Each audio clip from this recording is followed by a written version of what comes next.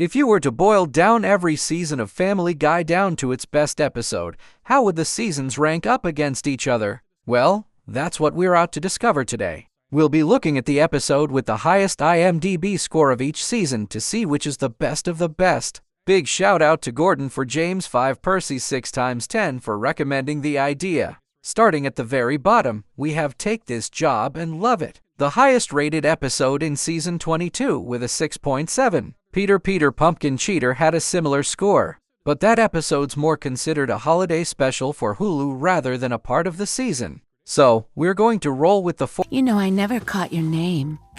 The name is Band.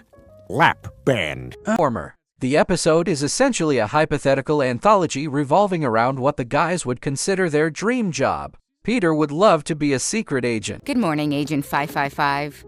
Right, because this is a number on a television.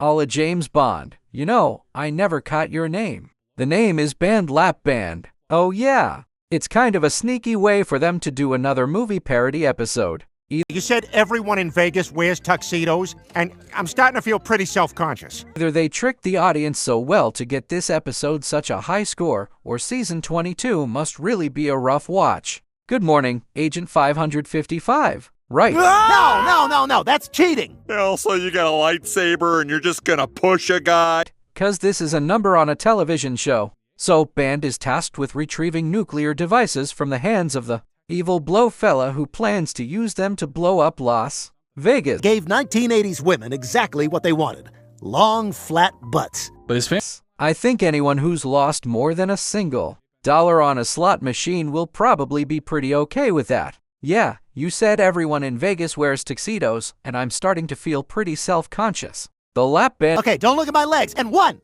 And two! My calves are tiny and cold. manages to save the day, thanks in part to having Kylo Ren's lightsaber for some reason. It's his fantasy job. I know we're gonna be running around chasing bad guys, so I wore the tightest jeans I own. Hi-ya! I guess he can have whatever he wants. Just one of the 3 perks of being owned by Disney. No. That's cheating. Also, you got a lightsaber and you're just gonna push a guy. But Quagmire had his dream job at one point back in the 80s when he went from overweight loser to the inventor of aerobics. Okay, this one isn't technically a movie parody, but it is a Richard Simmons parody, so that has to count for something. I gave 1,980. I'm now going to stop mid-sentence because I see someone from my...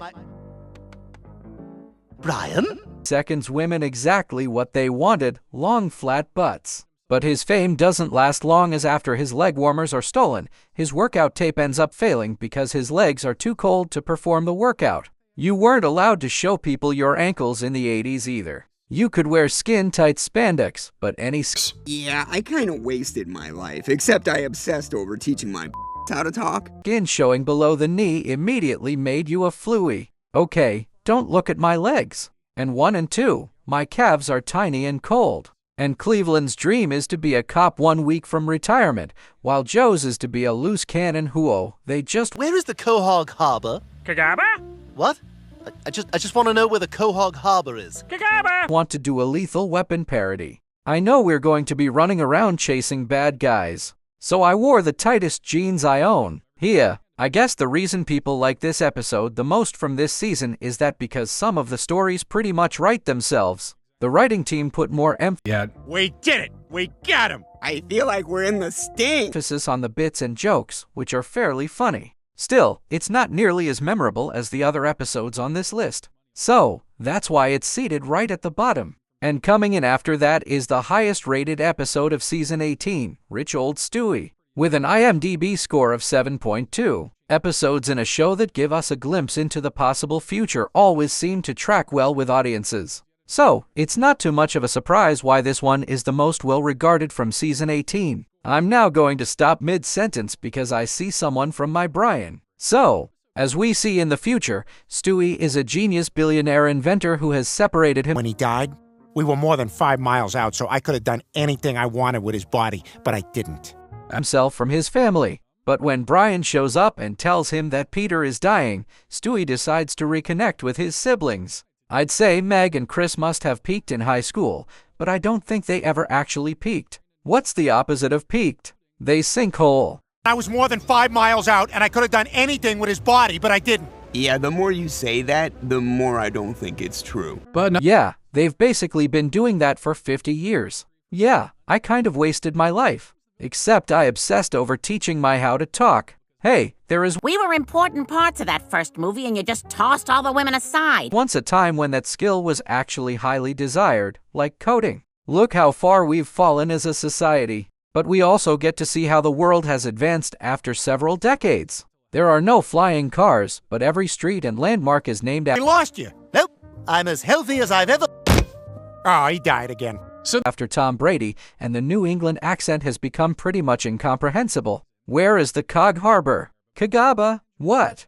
I just want to know where the Cohog Harbor is. Friendly reminder that whether it's in the future or the present, don't make eye contact with the New Englander. Just keep going about your way. But they eventually make it home and do everything they can to make Peter's passing easier, including Stewie promising to use his wealth to make sure the family has everything they need. Christmas carnival!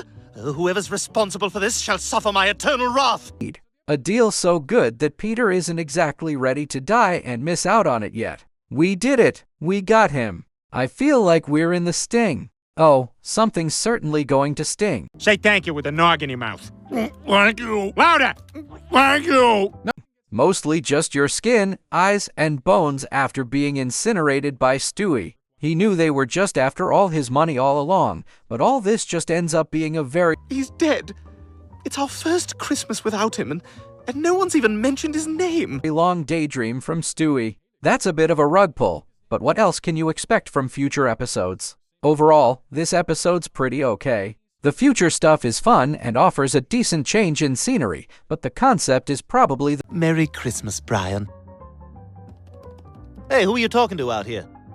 A pretty awesome guy.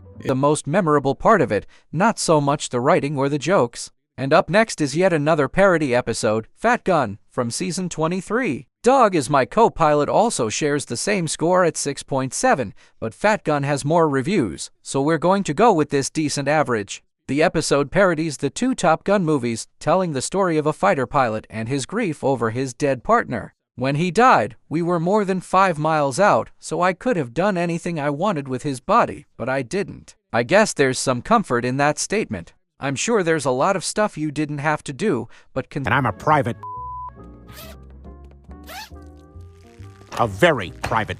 considering you brought this up, it kind of makes me think you wanted to do it. So, hotshot fighter pilot Maverick goes away for a while until he's ready to do a sequel where he must train a new generation of fighters, including the son of his dead partner. And I was more than 5 miles out, and I could have done anything with his body, but I didn't. Well, one thing's for sure. We got a killer shark on our hands. Close the beaches. Yeah, the more you say that, the more I don't think it's true. But nothing bonds 2 rivals like fighting an unnamed enemy in an unnamed country for kind of unknown reasons. But sometimes the villains do have compelling motives, like being left out of the sequel Sorry, I have to take you downtown. Dinner and a show? because they got older. We were important parts of that first movie, and you just tossed all the women aside. Well, if you wanted to be in movies so bad, you should have sold your soul to an alien overlord who sucks the life force from those around them to maintain their youthful look. I got a friend at the harbor who owed me one. Allegedly, I legally have to add, the 2 men try to escape, but it's not until a helping hand from Maverick's old rival that they're able to escape with their lives. I thought we lost you. Nope, I'm as healthy as I've ever.